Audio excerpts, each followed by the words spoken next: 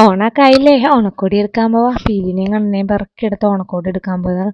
പോണ വഴിക്ക് അത്യാവശ്യം നല്ല തിരക്കുണ്ടായി. ഒഴിവ് ദിവസം നോക്കിയാൽ പോയത്. അപ്പം അന്ന് നല്ല തിരക്കുണ്ടായി. കടയിലാണെങ്കിൽ പൂര തിരക്കായിരുന്നു. ഒരു കണക്കിനാണ് പീലിക്കും കണ്ണനൊക്കെ ഡ്രസ്സ് എടുത്തത്.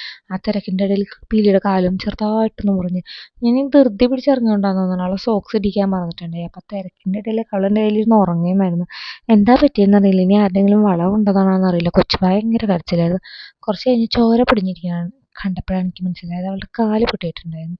പിന്നെ ഞങ്ങൾ നേരെ ഷേക്ക് കുടിക്കാൻ പോയി. കുറേ നാളായി ഞങ്ങളിങ്ങനെ ഷേക്ക് കുടിക്കാൻ പറ്റും. അങ്ങനെ കണ്ണൻ എന്തൊക്കെ ക്യാറ്റിൻ്റെ ഷേക്കോ അങ്ങനെ എന്തോ പറഞ്ഞത്.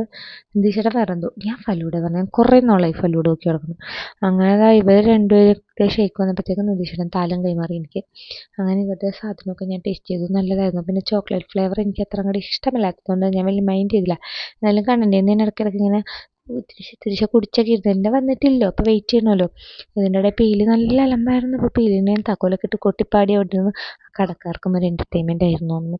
അങ്ങനെ എൻ്റെ ഫലൂഡ വന്നപ്പോഴത്തേക്കും നിതീഷേൻ്റെ കയ്പ്പൊക്കെ കഴിഞ്ഞിട്ടുണ്ടായി. പിന്നെ ഞാൻ എൻ്റെ കയ്യിലിരുന്ന താലത്തിന് അങ്ങോട്ട് കൈമാറി. പിന്നെ ഞാനത് കൈപ്പൊടി. അപ്പം നിങ്ങൾ വിചാരിക്കും എന്ത് ക്രൂരയായ അമ്മ, കാരണം കൊച്ചിൻ്റെ നിന്ന് മേടിച്ച് തിന്നിട്ട് കൊച്ചിന് കൊടുക്കണില്ലല്ലോ.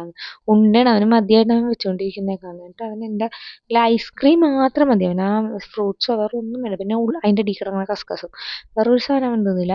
അവൻ്റെ മതിയൊക്കെ വെച്ചിട്ട് ബാക്കി പിന്നെ നിതീഷേട്ടനെ കുടിച്ചു. ഈ ഒരു ഫലൂഡ കഴിച്ചപ്പോഴത്തേക്ക് എൻ്റെ വയറ്റിൽ പിന്നെ ഒരു ഇഞ്ച് സ്ഥലം ബാക്കി ഉണ്ടായില്ല.